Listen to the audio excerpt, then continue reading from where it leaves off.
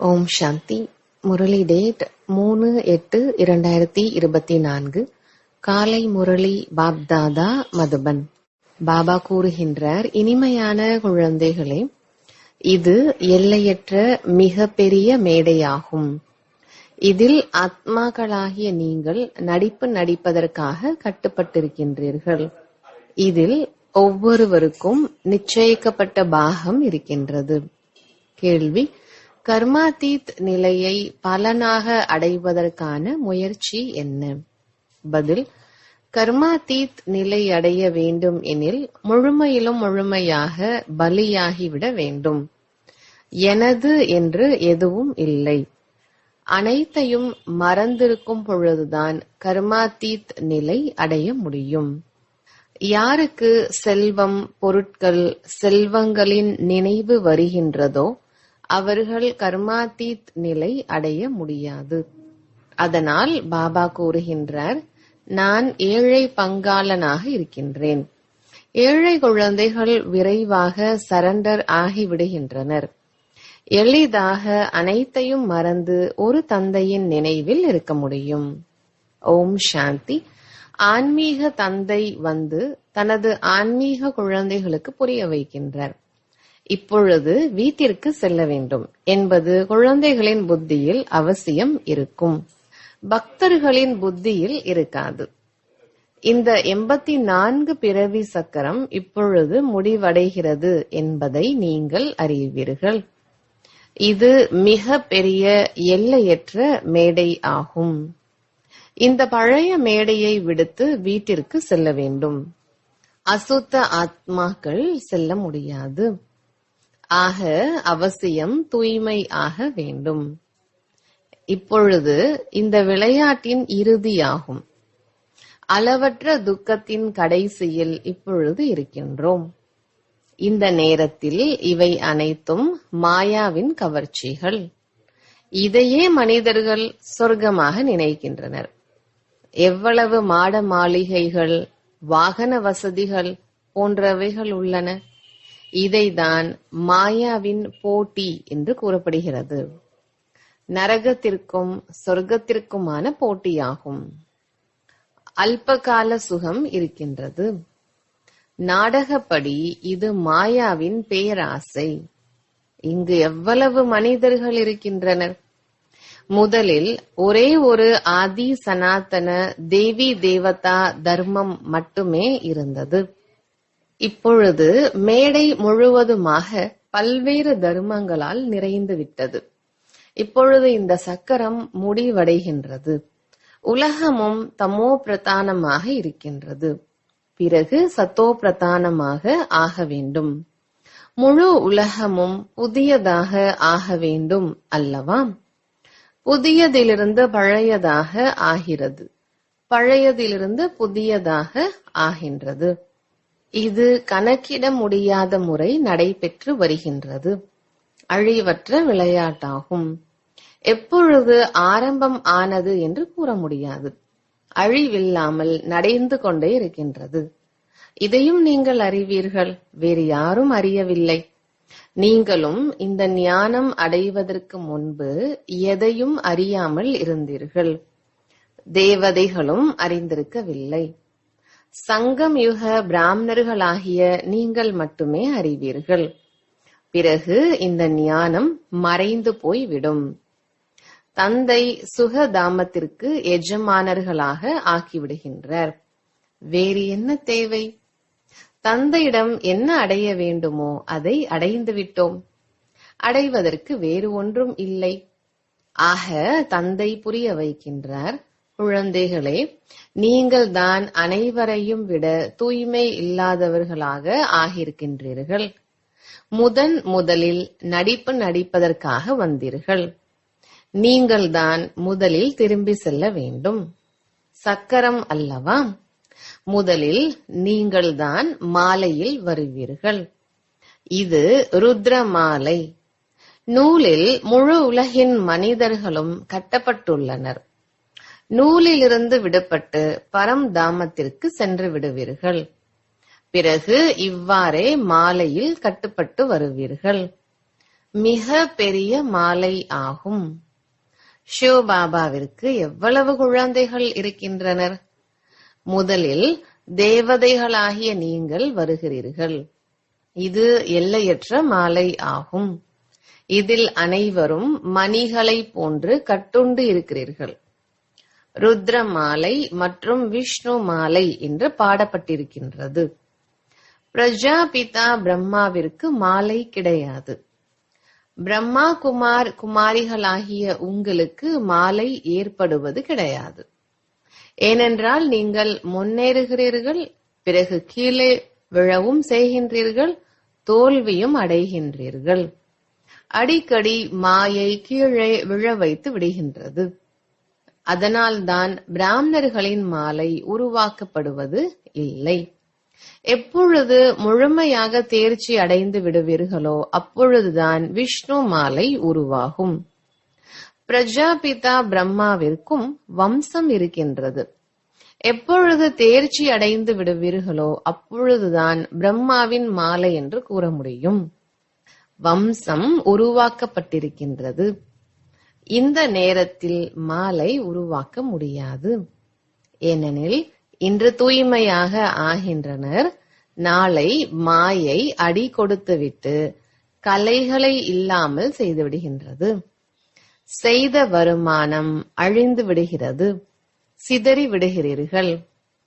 எங்கிருந்து விழுகிறீர்கள் என்று சிந்தித்து பாருங்கள். தந்தை உலகிற்கு எஜமானர் ஆக்குகின்றார். அவரது ஸ்ரீமத் படி நடப்பதன் மூலம் நீங்கள் உயர்ந்த பதவி அடைய முடியும். தோல்வி அடைந்தால் முடிந்துவிட்டது. காம விகாரம் மிக பெரிய எதிரியாகும். அதனிடம் தோல்வி அடையக்கூடாது. மற்ற அனைத்து விகாரங்களும் அதன் குழந்தைகள் ஆகும்.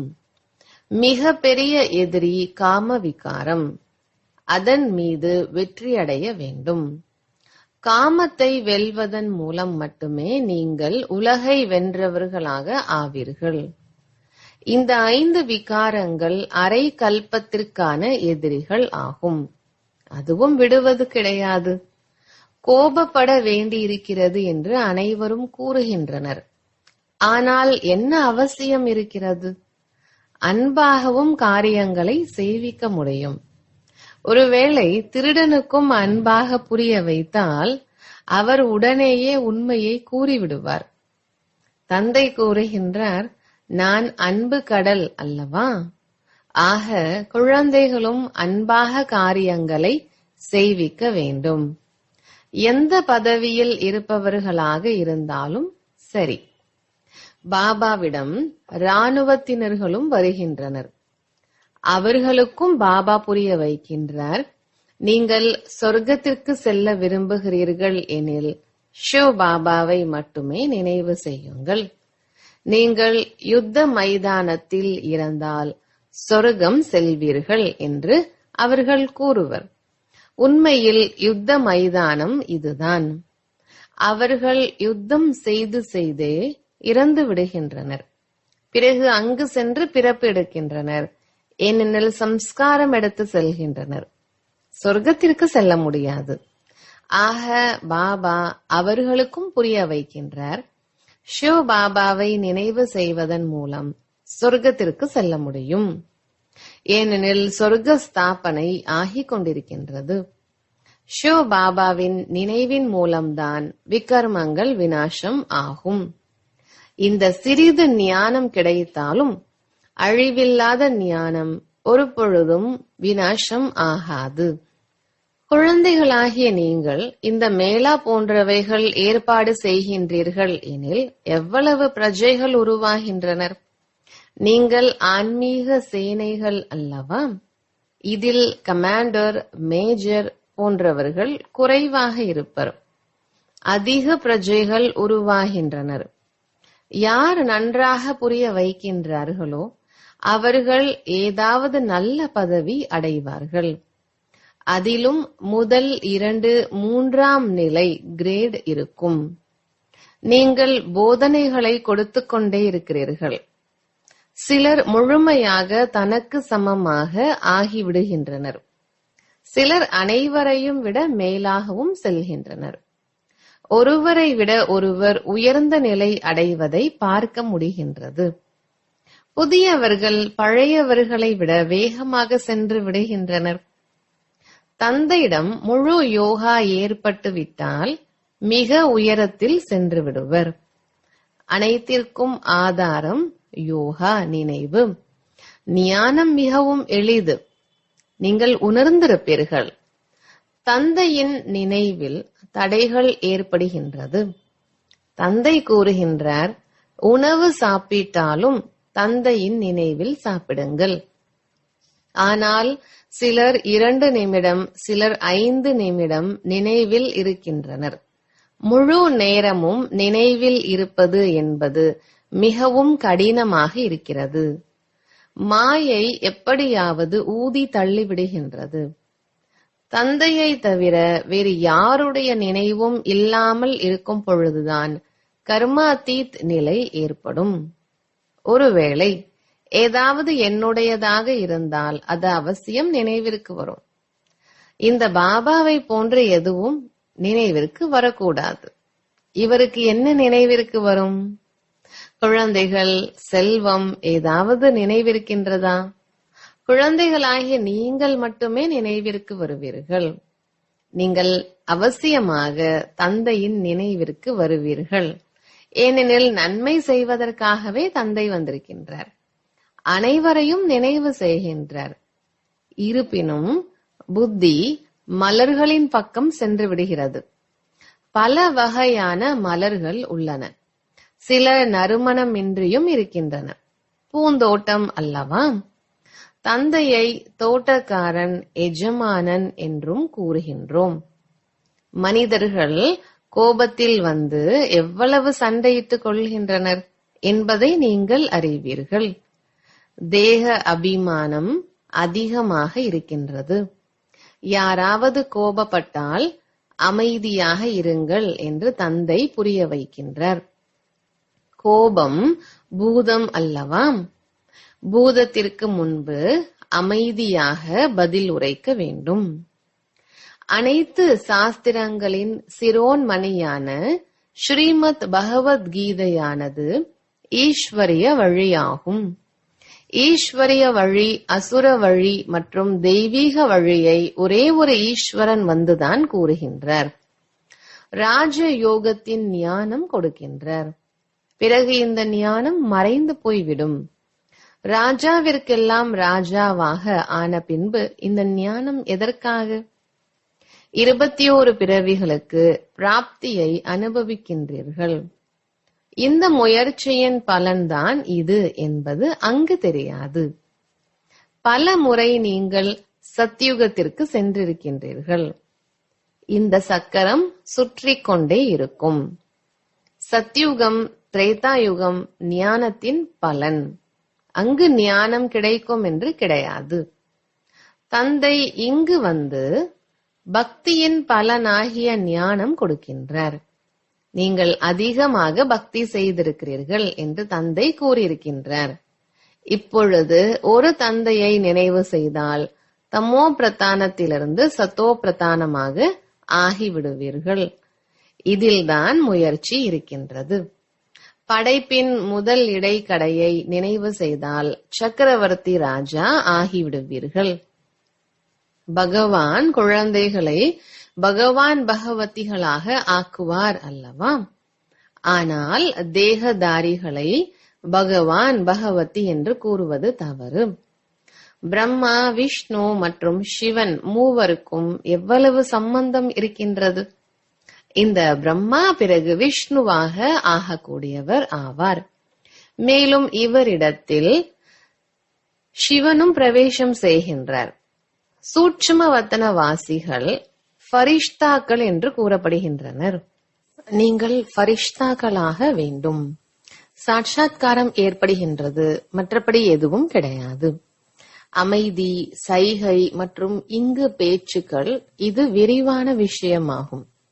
மற்றபடி சுருக்கமாக கூறுவது என்னவெனில், மன்மனாபவ, என் ஒருவனை நினைவு செய்யுங்கள் மற்றும் சிருஷ்டி சக்கரத்தை நினைவு செய்யுங்கள். இங்கு அமர்ந்திருந்தாலும் சாந்தி தாமம் சுகதாமத்தை நினைவு செய்யுங்கள். இந்த பழைய துக்க தாமத்தை மறந்து விடுங்கள். இது புத்தியினால் எல்லையற்ற சந்நியாசமாகும். அவர்களுடையது எல்லைக்குட்பட்ட சந்நியாசம். துறவற மார்க்கத்தை சார்ந்த அவர்களால் இல்லற மார்க்கத்தின் ஞானம் கொடுக்க முடியாது. ராஜா ராணி ஆவது என்பது இல்லற மார்க்கம். அங்கு சுகம் மட்டுமே இருக்கும். அவர்கள் சுகத்தை ஏற்றுக்கொள்வதே கிடையாது. சந்நியாசிகளும் கோடிக்கணக்கில் உள்ளனர். அவர்களது வளர்ப்பு அல்லது வருமானம் இல்லற மார்க்கத்தினரிடமிருந்துதான் கிடைக்கின்றது. ஒன்று, நீங்கள் தானம் புண்ணியத்தில் ஈடுபடுத்தினீர்கள். பிறகு பாவ செயல்கள் செய்வதால் பாவ ஆத்மாக்களாக ஆகிவிடுகின்றீர்கள். குழந்தைகளாகிய நீங்கள் இப்பொழுது அழிவற்ற ஞான ரத்தினங்களின் கொடுக்கல் வாங்கல் செய்கின்றீர்கள். அவர்கள் தர்மசாலை போன்றவைகளை உருவாக்குகின்றனர் எனில் அடுத்த பிறவியில் நல்ல பலன் கிடைக்கும். இவர் எல்லையற்ற தந்தை ஆவார். இது நேரடியானது, அது மறைமுகமானது. ஈஸ்வரிய அர்ப்பணம் என்று கூறி செய்கின்றனர். இப்பொழுது பசியானது இருவருக்கும் கிடையாது. சிவபாபா வள்ளலாக இருக்கின்றார். அவருக்கு பசிக்குமா என்ன? ஸ்ரீ கிருஷ்ணர் வள்ளல் அல்ல. அனைவருக்கும் கொடுக்கக்கூடியவர் தந்தை ஆவார், பெறக்கூடியவர் அல்ல. 1 கொடுத்து 10 பெறுவது. ஏழைகள் 2 ரூபாய் கொடுக்கின்றனர் எனில் பல மடங்கு கிடைத்து விடுகின்றது. பாரதம் தங்க குருவியாக இருந்தது அல்லவா? தந்தை எவ்வளவு செல்வந்தர்களாக ஆக்கியிருந்தார். சோமநாத் கோவிலில் கணக்கிட முடியாத அளவு செல்வங்கள் இருந்தன. எவ்வளவு கொள்ளையடித்து சென்றனர். உயர்ந்த வைர நகைகள் இருந்தன. இப்பொழுது பார்க்க கூட முடிவதில்லை, காணாமல் போய்விட்டது. பிறகு சரித்திரம் திரும்பவும் நடக்கும். அங்கு உங்களுக்காக அனைத்து பொக்கிஷங்களும் நிறைந்துவிடும்.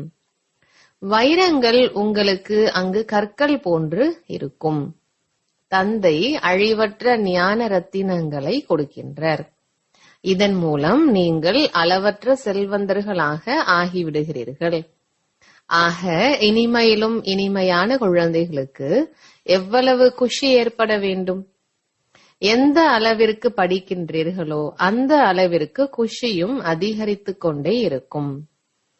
பெரிய தேர்வில் தேர்ச்சி அடைந்து விட்டால் புத்தியில் இதில் தேர்ச்சி பெற்று இவ்வாறு ஆவேன், இதை செய்வேன் என்று இருக்கும் அல்லவா?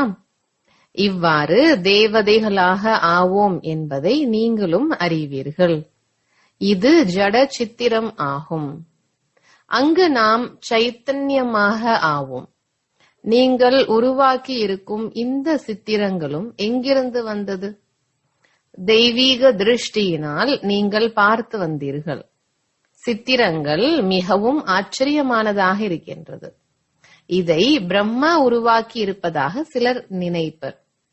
ஒருவேளை இவர் யாரிடமாவது கற்றிருந்தால் ஒருவர் மட்டும் கற்றிருக்க முடியுமா என்ன? மற்றவர்களும் கற்றிருப்பர் அல்லவா? நான் எதையும் கற்றுக்கொள்ளவில்லை என்று இவர் கூறுகின்றார். இதை தந்தை தெய்வீக திருஷ்டியினால் உருவாக்கியிருக்கின்றார். இந்த சித்திரங்கள் அனைத்தும் ஸ்ரீமத் படி உருவாக்கப்பட்டிருக்கின்றது. இது மனித வழி கிடையாது. இவை அனைத்தும் அழிந்து போய்விடும். எந்த பெயர் அடையாளமும் இருக்காது. இந்த சிருஷ்டியின் கடைசியாகும். பக்தியில் எவ்வளவு சடங்குகள் உள்ளன? இங்கு கிடையாது. புது உலகில் அனைத்தும் புதியதாக இருக்கும். நீங்கள் பல முறை சொர்க்கத்திற்கு எஜமானராக ஆகியிருக்கிறீர்கள். பிறகு மாயை தோல்வியடைய செய்திருக்கின்றது. மாயை என்று விகாரங்களை தான் கூறப்படுகின்றதே தவிர செல்வத்தை அல்ல. குழந்தைகளாகிய நீங்கள் ராவணனின் சிறையில் அரை கல்பமாக அடைக்கப்பட்டிருக்கிறீர்கள். ராவணன் அனைவருக்கும் பழைய எதிரி. அரை கல்பத்திற்கு அவரது ராஜ்யம் நடந்தது. 1,00,000 ஆண்டுகள் என்று கூறுவதன் மூலம் பாதி பாதி என்ற கணக்கு இல்லாமல் ஆகிவிடுகின்றது. எவ்வளவு வித்தியாசம் இருக்கின்றது! உங்களுக்கு தந்தை கூறியிருக்கின்றார், முழு கல்பத்தின் ஆயுளை 5000 ஆண்டுகள் ஆகும். 84 லட்சம் பிறவிகள் கிடையவே கிடையாது. இது மிக பெரிய கட்டுக்கதை ஆகும். சூரிய வம்சி, சந்திரவம்சி தேவி தேவதைகள் லட்சக்கணக்கான ஆண்டுகள் ஆட்சி செய்தார்களா என்ன? புத்தி வேலை செய்வது கிடையாது. இப்பொழுது நாம் கூறுவது தவறானது என்று ஏற்றுக்கொண்டால் பின்பற்றுபவர்கள் நம்மை விட்டு சென்று விடுவர் என்று சந்நியாசிகள் நினைக்கின்றனர். புரட்சி ஏற்பட்டுவிடும். ஆகையால் அவர்கள் உங்களது வழிப்படி நடந்து தனது ராஜ்யத்தை விட்டுவிட மாட்டார்கள். கடைசியில் சிறிது புரிந்து கொள்வார்கள், இப்பொழுது அல்ல. செல்வந்தர்களும் ஞானம் அடைய மாட்டார்கள். நான் ஏழை பங்காளன் என்று தந்தை கூறுகின்றார். செல்வந்தர்கள் சரண்டர் ஆகி கர்மாதீத் நிலையை அடைய முடியாது. தந்தை மிக பெரிய வியாபாரியாக இருக்கின்றார். ஏழைகளிடமிருந்து மட்டுமே பெறுவார். செல்வந்தர்களிடமிருந்து பெற்றால் பிறகு அந்த அளவிற்கு கொடுக்க வேண்டி இருக்கும். செல்வந்தர்கள் விழிப்படைவதே கடினமாகும். ஏனெனில் இதில் அனைத்தையும் மறக்க வேண்டி இருக்கின்றது. எதையும் வைத்துக் கொள்ளக்கூடாது. அப்பொழுதுதான் கர்மாதீத் நிலை ஏற்படும். செல்வந்தர்களால் மறக்க முடியாது. யார் கல்பத்திற்கு முன்பு ஆஸ்தி அடைந்திருந்தார்களோ அவர்களே அடைவர். நல்லது. இனிமையிலும் இனிமையான தேடி கண்டெடுக்கப்பட்ட செல்ல குழந்தைகளுக்கு தாயும் தந்தையுமான பாப் தாதாவின் அன்பு நினைவுகள் மற்றும் காலை வணக்கம். ஆன்மீக குழந்தைகளுக்கு ஆன்மீக தந்தையின் நமஸ்காரம். தாரணைக்கான முக்கிய சாரம். முதலாவது, எவ்வாறு தந்தை அன்பு கடலாக இருக்கின்றாரோ அவ்வாறு மாஸ்டர் அன்பு கடலாக ஆகி அன்பான காரியங்களை செய்விக்க வேண்டும். கோபப்படக்கூடாது. யாராவது கோபப்பட்டால் நீங்கள் அமைதியாக இருக்க வேண்டும். 2, புத்தியினால் இந்த பழைய துக்கமான உலகை மறந்து எல்லையற்ற சந்நியாசி ஆக வேண்டும். சாந்தி தாமம் மற்றும் சுக தாமத்தை நினைவு செய்ய வேண்டும். அழிவற்ற ஞான ரத்தினங்களின் கொடுக்கல் வாங்கல் செய்ய வேண்டும்.